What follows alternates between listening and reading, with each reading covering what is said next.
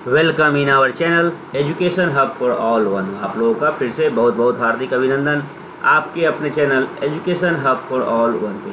तो आइए हम लोग स्टार्ट करते हैं बिहार स्पेशल में बिहार क्रॉन से। आज हम लोगों का 14th पार्ट है। आज हम लोगों का 14th पार्ट है। 14th part okay. 13th तक आपका अपलोड किया जा चुका है। आप चैनल पे जाके या प्लेलिस्ट पे जाके आप देख सकते हैं। चलिए हम लोग स्टार्ट करते हैं। बिहार में नागरिक सरकार का गठन। आज हम लोग का है बिहार में नागरिक सरकार का गठन आज का टॉपिक। तो सबसे पहले जो भी नए हैं इस चैनल पे सब्सक्राइब कर ले, बेल आइकन को प्रेस कर ले ताकि सारा इन्फॉर्मेशन आपको नोटिफिकेशन आपको ससमय मिल पाए। बेल आइकन में प्रेस कर ऑल पे क्लिक करना ना भूले ताकि सारा नोटिफिकेशन आपको मिल सके। चलिए हम लोग स्टार्ट करते हैं बिहार में नागरिक सरकार का गठन। स्वतंत्रता आंदोलन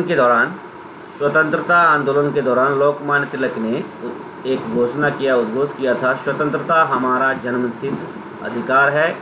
स्वतंत्रता हमारा जन्मसिद्ध अधिकार है, हम इसे लेकर रहेंगे। एक क्वेश्चन यहाँ से आपका बनता है कि ये उद्घोषणा या ये नारा किनका था? तो लोकमान्य तिलक का था। ओके, लोकमान्य तिलक। नेक्स्ट, उनकी यह उद्घोष 15 अगस्त 1947 को फलीभूत हुई, सक्सेस हुई। कैसे? तो अंग्रेजों की औपनिवेशिक शासन व्यवस्था से भारतीयों को मुक्ति मिली। तो इनकी यह उद्घोष जो है वो सक्सेस हुई, फलीभूत हुई। अंग्रेजों से पूर्व अफगानी, तुर्क, पठान, मुगल ये सभी लोग क्या थे? आदि विदेशी आक्रमणकारियों की यहाँ पर शासन व्यवस्था रही थी। अंग्रेजों से पहले भारतीय उनके अधीन थे। पराधीन मनुष्य न तो सुखी रह सकता है न ही अपनी इच्छाओं के अनुकूल जीवन व्यतीत कर पाता है। उसे क्या बोलते हैं हम? पराधीन। इस तरह स्वतंत्रता का महत्व हमारे जीवन में बढ़ता गया। बिहार के लोग विदेशी शासन व्यवस्था से सर्वाधिक पीड़ित हुए थे। ये भी याद रखिएगा, बिहार के लोग सर्वाधिक पीड़ित हुए थे विदेशी शासन व्यवस्था से। स्वतंत्रता के पश्चात बिहार में पहली नागरिक शासन व्यवस्था भी स्थापित हुई थी बिहार में। इसी के साथ यह आशा जगी कि अब बिहार का सर्वांगीण विकास संभव है।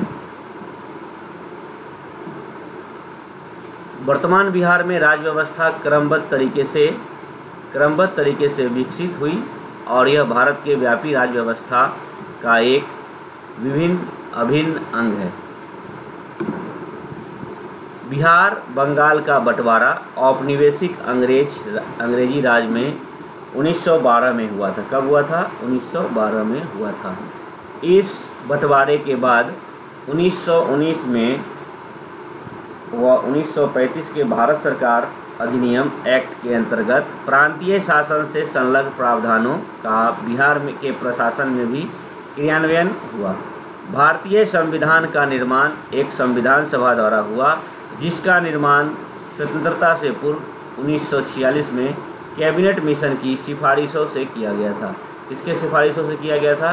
तो कैबिनेट मिशन की सिफारिशों से किया गया था।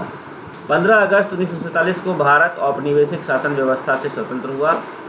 स्वतंत्रता के पश्चात 26 जनवरी 1950 को यह संविधान पूरे भारत में लागू कर दिया गया। तो कब लागू कर दिया गया संविधान? तो याद रखिएगा, पूरे भारत में तो 26 जनवरी 1950 को। बिहार की राज्य व्यवस्था भारतीय संविधान के प्रावधानों पर ही आधारित है।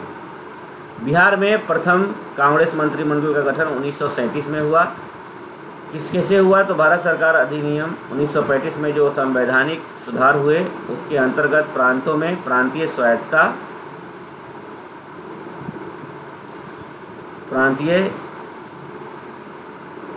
स्वायत्तता लागू करने का फैसला हुआ। भारत सरकार अधिनियम 1935 ने भारत डायरची में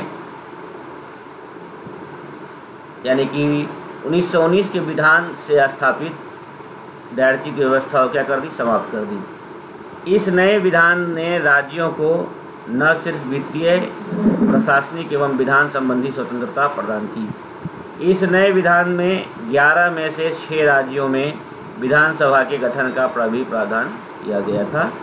बिहार में विधानसभा एवं विधान परिषद के लिए क्रमशः 152 विधानसभा के लिए एवं 30 सीटों की व्यवस्था की गई विधान परिषद के लिए। इस नए विधान के अंतर्गत बिहार में पहले विधानसभा के लिए चुनाव 1937 में 22 से 27 जनवरी के मध्य बिहार के 152 निर्वाचन मंडल क्षेत्रों में संपन्न हुए। बिहार में 152 स्थानों में से 70 निर्वाचन क्षेत्र सामान्य जातियों के लिए, 15 अनुसूचित जातियों के लिए, 7 अनुसूचित जनजातियों के लिए, 39 मुस्लिम, 4 महिलाओं एवं 2 एंग्लो इंडियन समुदाय के लिए, 2 यूरोपियन समुदाय एवं 13 विशिष्ट क्षेत्र के व्यवसाय जैसे कि उद्योग, जमींदारों और शिक्षकों एवं ईसाइयों के लिए सुरक्षित थे।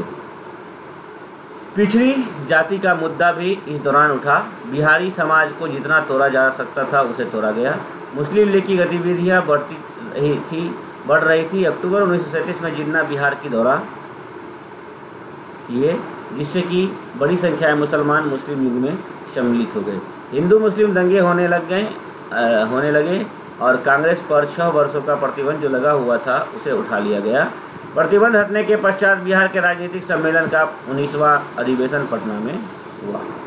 कांग्रेस ने 107 प्रत्याशी खड़े किए थे, जिसमें से 98 प्रत्याशी विजयी रहे। मुस्लिम लीग 20 स्थानों के साथ दूसरी सबसे बड़ी पार्टी बनकर उभरी।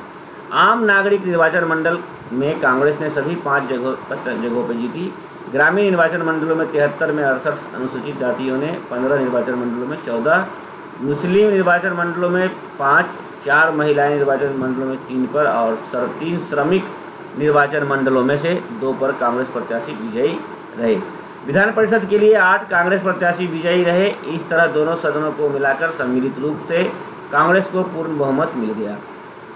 17 से 18 मार्च 1937 को दिल्ली में कांग्रेस की बैठक हुई थी, जिसमें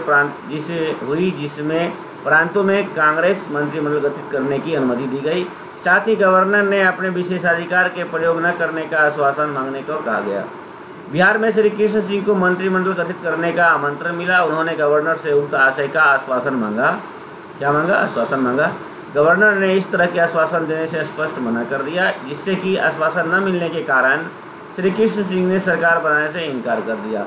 फलस्वरूप इंडिपेंडेंट पार्टी के मोहम्मद यूनुस, याद रखिएगा मोहम्मद यूनुस श्री कृष्ण सिंह से पहले सरकार बनाए थे, मोहम्मद यूनुस को आमंत्रित किया गया क्या, तो बिहार में सरकार बनाने के लिए। मार्च 1937 में एक कार्यकारी सरकार बनाने का कार्यभार सौंप दिया गया मोहम्मद यूनुस को। उसने अंतरिम मंत्रिमंडल का गठन कर लिया, परंतु संवैधानिक प्रावधानों को लेकर प्रश्न उठाए जाने लगे, गतिरोध होने लगी। 21 जून 1937 को वायसराय लिनलिथगो के वक्तव्य ने संशयों को दूर करने में सफलता पाई और अंततः 20 जुलाई 1937 को श्री कृष्ण सिंह के प्रधानमंत्रित्व में प्रथम कांग्रेस मंत्रिमंडल का गठित हुआ। उस काल में प्रांतीय मुख्यमंत्री के लिए प्रधानमंत्री का शब्द जो था वो यूज होता था, प्रयुक्त होता था। डॉक्टर सचिदानंद सिन्हा बिहार विधानसभा के प्रोटेम स्पीकर नियुक्त हुए। 23 जुलाई 1937 को रामदयालु सिन्हा बिहार विधानसभा के अध्यक्ष एवं प्रोफेसर अब्दुल बारी उपाध्यक्ष निर्वाचित हुए। 31 अक्टूबर 1939 को भारत को द्वितीय विश्व युद्ध में बिना किसी सहमति के सम्मिलित किए जाने के मुद्दे से को लेकर सभी प्रदेशों के कांग्रेसी सरकार ने अपनी विरोध प्रकट करते हुए त्यागपत्र दे दिया। राज्य की विधानसभा भंग कर दी गई। अंतरिम सरकार या अंतरिम कांग्रेस मंत्रिमंडल का गठन 1946 में हुआ। 31 अक्टूबर 1939 को श्री कृष्ण सिंह मंत्रिमंडल के त्यागपत्र दिए जाने के बाद 1945 तक पुनः विधानसभा का गठन नहीं हो सका। इस बीच स्वतंत्रता आंदोलन को कुचलने तथा बिहारी समाज को तोड़ने फोड़ने संबंधी कई प्रयास औपनिवेशिक सरकार की ओर से किया गया। भारत छोड़ो आंदोलन, किसान आंदोलन, पटना सचिवालय में गोलीकांड आंदोलन 11 अगस्त 1942 को हुआ। आजाद दस्ते का निर्माण सिया राम दल द्वारा क्रांतिकारी गतिविधियां, मुस्लिम लीग द्वारा बिहार विभाजन की मांग, गांधी जी का बिहार दौरा, हिंदी मुस्लिम दंगे आदि इस बीच हुए। मार्च 1946 में चुनाव परिणाम घोषित हुए। बिहार विधानसभा के 152 सीटों में से 98 सीट पर कांग्रेस, मुस्लिम लीग को 34 सीट, मोमिन को 5, आदिवासी को 3 और निर्दलीय को 12 सीट मिले। 30 मार्च 1946 को श्री कृष्ण सिंह के नेतृत्व में कांग्रेस मंत्रिमंडल ने शपथ ग्रहण किया और साथ ही बिहार विधानसभा के संविधान सभा के लिए 39 सदस्य चुने गए। ओके, 39 सदस्य चुने गए संविधान सभा के लिए, जिनमें सरोजिनी नायडू, सच्चिदानंद सिन्हा, राजेंद्र प्रसाद, जगजीवन राम एवं तजजुल हुसैन आदि के नाम प्रमुख थे। ये लोग जो थे ये प्रमुख थे विधानसभा के जो सदस्य चुने गए। ओके, नेक्स्ट है स्वतंत्र भारत में मंत्रिमंडल का गठन 1952। स्वतंत्र भारत के संविधान के अंतर्गत प्रथम आम निर्वाचन 1952 में हुआ। याद रखिएगा, स्वतंत्र भारत के स्वतंत्र भारत के संविधान के अंतर्गत प्रथम आम निर्वाचन 1952 में हुआ, जिसके अंतर्गत विधानसभा के सदस्यों की संख्या 330 निश्चित की गई थी एवं एक मनोनीत सदस्य का प्रावधान किया गया था। श्री कृष्ण सिंह ने बिहार के मुख्यमंत्री का कार्यभार संभाला और अपनी मृत्यु 31 जनवरी 1961 तक बिहार के मुख्यमंत्री बने रहे। तो ये थी कुछ आज की इम्पोर्टेंट जो टॉपिक थी बिहार में नागरिक सरकार गठन, और इसी के अंतर्गत ये क्वेश्चन आंसर है, इसे भी आप बनाएंगे। गणतांत्रिक शासन व्यवस्था को कहाँ से प्राप्त हुआ, तो ये क्वेश्चन आप देख ले सारा, इसे आप बनाएंगे। नहीं बनने पे आप कमेंट कर बताएंगे, उसका आंसर आपको बताया जाएगा। ये क्वेश्चन आप देख लें, क्वेश्चन में कोशिश करेंगे बनाने का, उसके बाद नहीं होने पे आपको इसको बताया जाएगा। चलिए, तो आज के लिए इतना ही। नेक्स्ट हम लोग परीक्षा मंथन के साथ मिलते हैं। नेक्स्ट क्लास हम लोगों का परीक्षा मंथन का होगा। तब तक के लिए बाय बाय, टेक केयर, अच्छे से पढ़ें, स्वस्थ रहें एवं पढ़ाई पे अब ध्यान दें, चूँकि अभी एग्जामिनेशन में काफ़ी देर नहीं है। अब प्रतीक्षा ना करें कि डेट कब आएगी और नहीं आएगी। चलिए बाय बाय, टेक केयर, अच्छे से पढ़ें, स्वस्थ रहें, और अच्छा लगने पर कमेंट लाइक जरूर करें, उससे प्रोत्साहन मिलती है।